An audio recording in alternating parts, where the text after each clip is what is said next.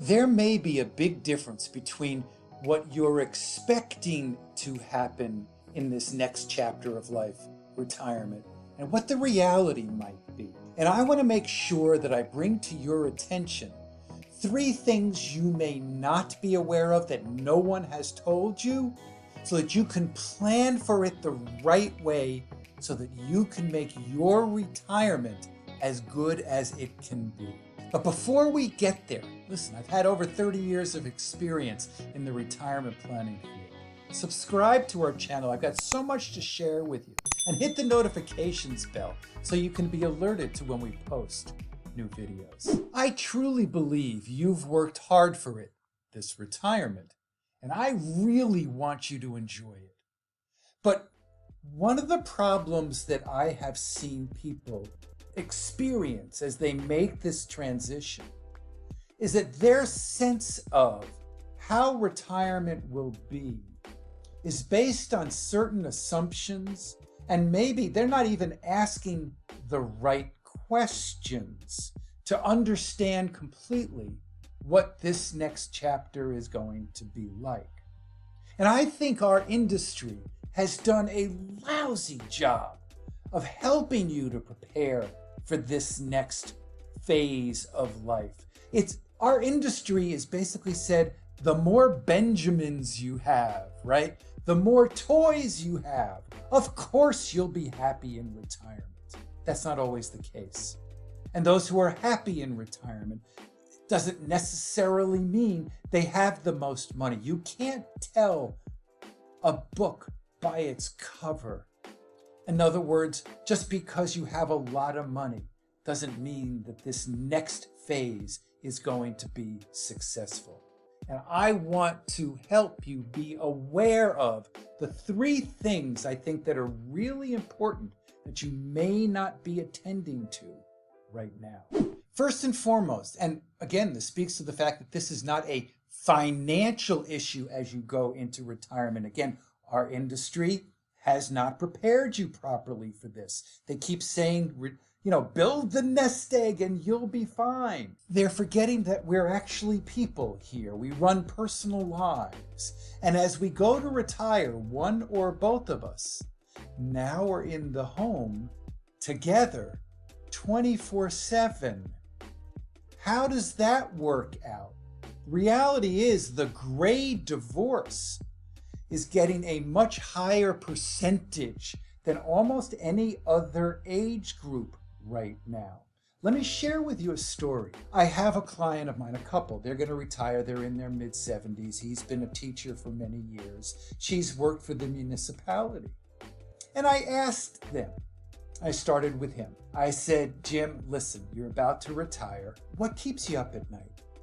What are you going to do in this next chapter? He said, well, I'll probably play golf 2 or 3 times a week. But after that, I'm not sure what I'm going to do with the rest of my life.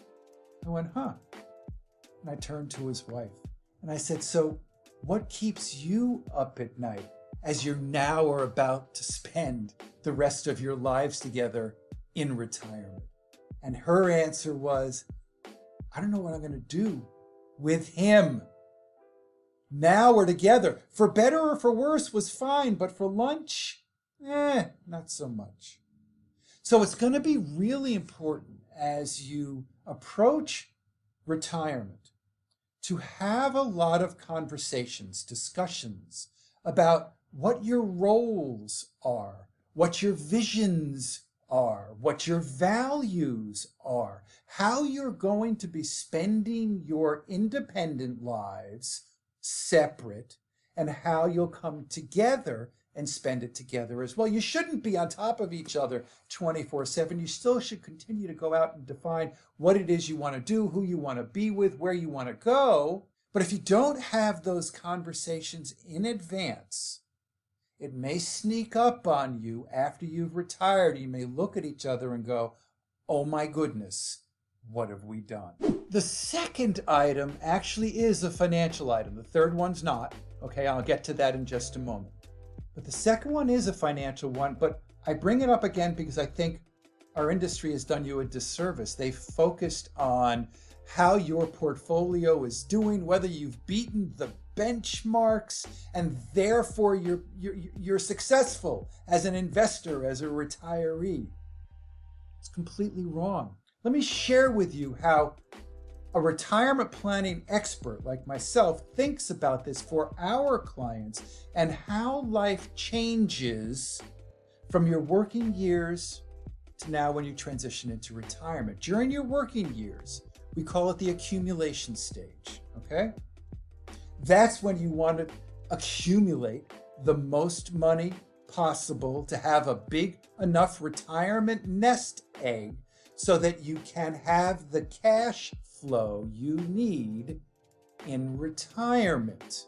And the quote unquote success of your portfolio is often gauged against the benchmarks, the EAFE, the Dow, the S&P, etc. Did you do better or worse than? And it's okay to take on a fair amount of risk now because you got time on your side. It's a margin of error now. If you make bad decisions, and we all do, we have time to overcome them. But as you go to retire, and this is where we specialize in, it's the distribution phase, and things change dramatically. It's not so much about accumulating money anymore.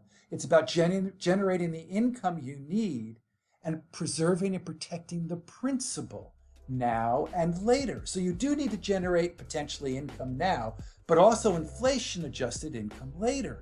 So how do you figure out how much risk you should be taking on your portfolio?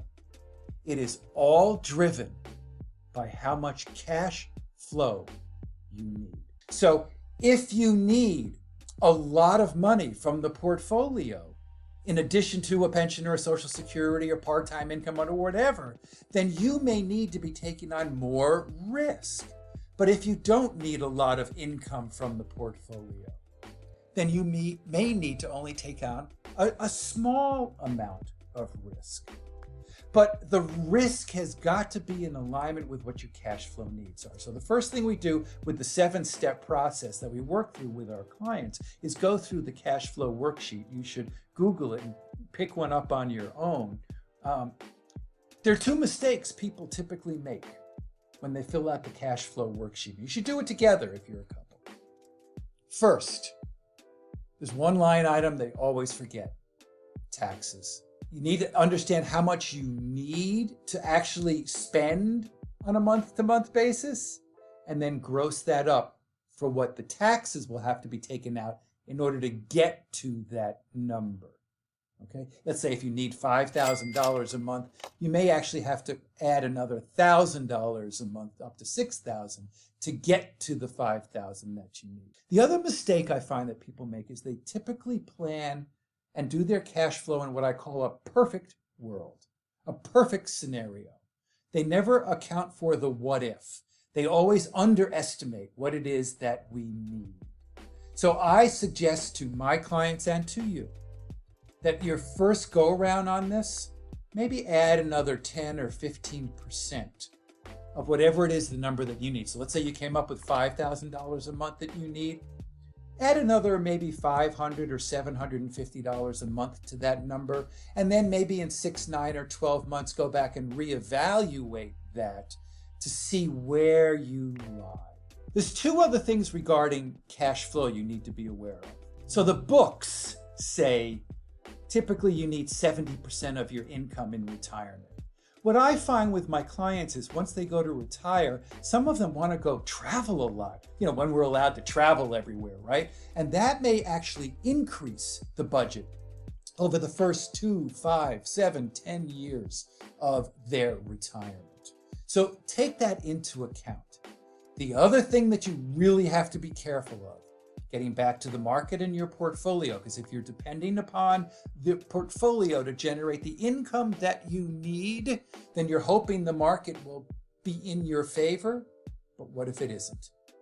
And I say to my clients that the 2 most vulnerable years that they have are the 2 years just after retirement, because no longer money is coming in. They're dependent upon the portfolio. And what if the market doesn't perform well?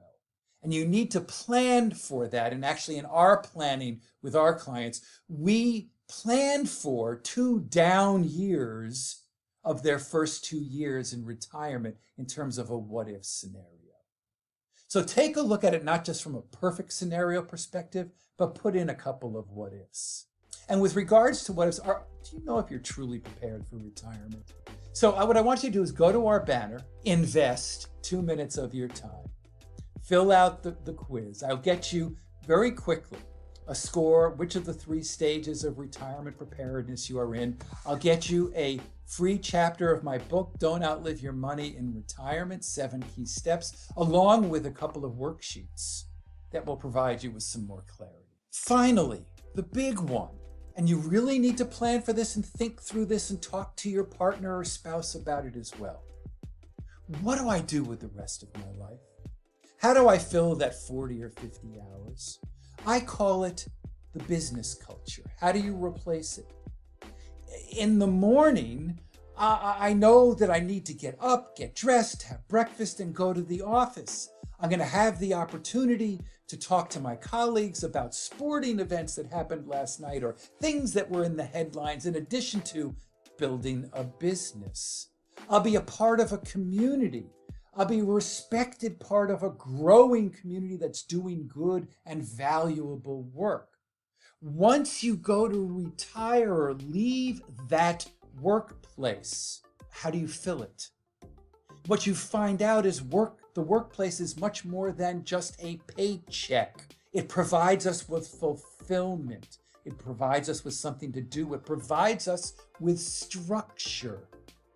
We need to replace that, and that gets back to planning. And the thing you need to be aware of, and it's in the book, The 7 Steps, go to our playlist to find out more about those 7 steps.